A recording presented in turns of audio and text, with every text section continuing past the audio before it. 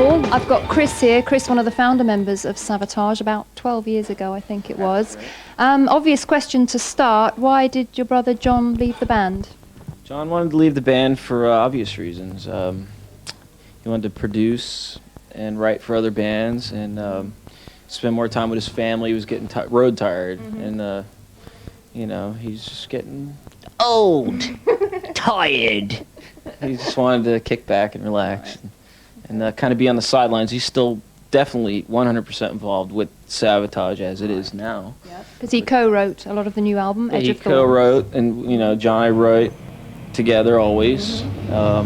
We co-produced the album together with Paul O'Neill, who's our producer, who we also write with. The three of us write together. 3, 1, 2, 3, and that basically sums that whole thing up. And there's a new man. Brings the new man into the picture. So obviously it's difficult to replace a vocalist. What sort of qualities were you looking for? It's impossible to replace a vocalist, but it's like a chapter ends and you start a new chapter, and this is chapter 2. So what sort of qualities were you looking for? Different qualities. More singing. John, not saying my brother's not a singer, but my brother was more of a character, to say as much as a singer. John can sing very well, but Zachary has more of a smoother, more of a range, lower, higher range, and more operatic singer than John was. Okay, so Zach, what was your previous experience before you joined Savatage? Absolutely nothing. Well, mainly as a drummer, really. I've been a drummer for 17 years, but actually just one band before Savatage as a lead vocalist, Wicked Witch up in Boston, Massachusetts for the past 3 years. So, you know, I was really happy to get my feet wet and do a whole lot of shows in Boston and New England to get me ready for Savatage. So it worked out really good. I'm lucky.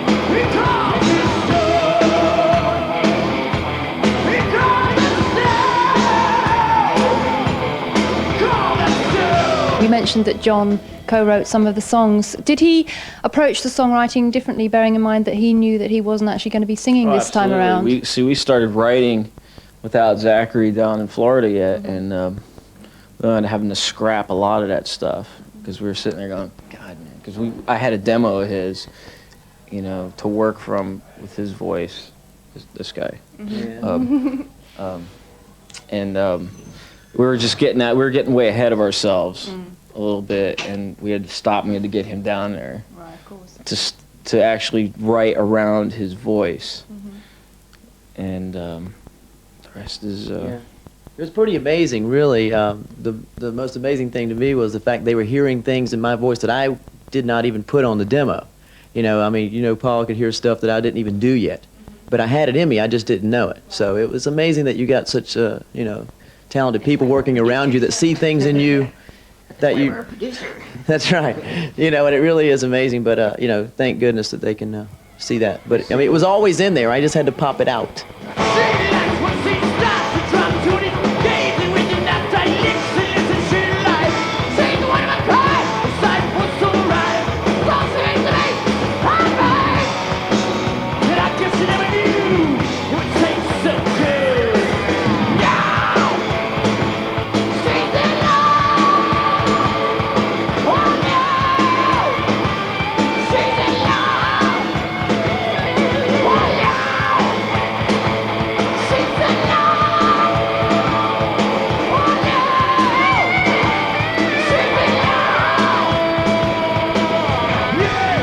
We talk a little bit about the previous album, Streets, a rock opera, which, as the title suggests, was a rock opera. Quite an ambitious project to undertake. Do you kind of have... A big project. Yes, I can imagine, actually. Do you have any regrets about undertaking a big project at a time when rock music was kind of changing so much? Yeah, it was actually depressing because, I mean, we put so much work and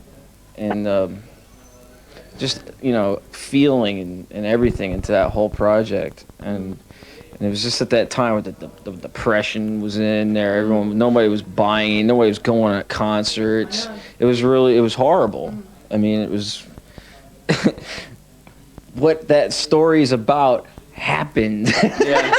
But you know, I mean, more or less, in a sense, not exactly, but I mean, it was a nightmare. But I mean, it did do well, but I don't think it's coming to its own yet, though. I mean, so many people come up to me and say, you know, they talk about, we hear the questions about Streets and, you know, what about, well, how did the rock opera not go over, or did it go over, or whatever. But I just think that it's just not discovered. You know, it seems like people, you know, with this new record and stuff, we've seen the back catalog, you know, selling quite a bit too. So people are really starting to discover it now that there is money out there to buy records now and do a little few records. Probably ahead of its time, actually, wasn't it? Yeah, I think come people around. like this record, the Edge of Thorns record, will definitely like that yeah. record.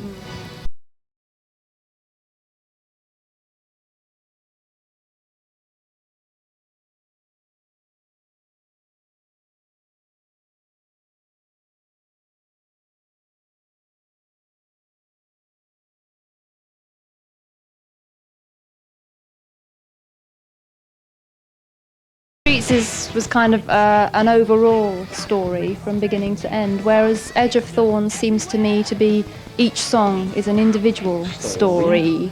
So were they inspired from real life experiences? Most of them. Yeah, I think all of them. Yeah. Oh yeah. Can you talk a little bit about the kind of the lyrics on the new album? He's the man to talk to. Well, yeah.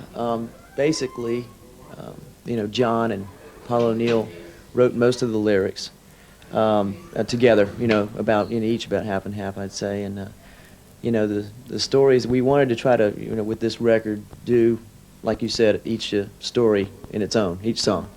So Get to the point, will you? well, the point is that every song does have a completely different story to it. I mean, we could talk about, you know, each individual song, but I really think the lyrics are very strong on this record. I mean, and I, of course, had to be happy with each one to be able to sing it and be comfortable with it. And man, it just really came together. And I think lyrically, don't you think it's one of the strongest records so far? We have to say, I love the stories, but everybody has to have their own, you know. Give her a couple of meaning. stories. A couple of stories? Well, Explain a Edge of couple of Thorns. songs. Okay, with Edge of Thorns, our new single, it's basically about denial. You know how everyone goes through that when the worst news comes or the thing that you did not want to hear finally comes down. And the first thing we go through as people is usually denial. You don't want to really admit that that really happened. And that's a song that really encompasses that feeling, you know, that emotion. And like a song like Follow Me, where you have basically one guy who's trying to tackle the world. If you've ever felt like that, well, it's me against the world, and I'm just going to have to go and do it. And, you know, everybody Scraggy's can... Tomb. Scraggy's Tomb, a story of an alcoholic that's really battling the thing, and it's just tough. It's tough. It's a disease. Something I was going through before I got him. In the past tense. It's that and my brother. We're all healed now, by the way. We are. Yeah. I mean, also, actually, you mentioned title track Edge of Thorns, a really great video for that, which I believe was shot in Florida, and it looks like the swamps or A mile something. from my house. Yeah. I mean, In a I swamp. could walk to it. We did it in like a park. Swampy Brilliant. stuff, yeah. Lots of wildlife and crocodiles. It's like something out of Deliverance or 8 something. millimeter Yeah. handheld cameras. Yeah, the grainy kind of thing, and it has "Welcome to Florida" written all over it. But it does capture that. You know, it's like performing a concert in the swamp, which is what we tried to get across there. Swamp music. From Mountain King to the present has definitely been a drastic change. I mean, it's got more classical and operatic, and now actually this record is a little more, it's kind of stepped back a little bit, but it still maintains the characteristics of like the Streets and the gutter ballet, but it's a little You know, it's like there's more guitar playing, and there's less. It's a lot more crunchier, right? And it's got less, you know, less cellos and orchestration in it, and more guitar, and definitely emphasizing on.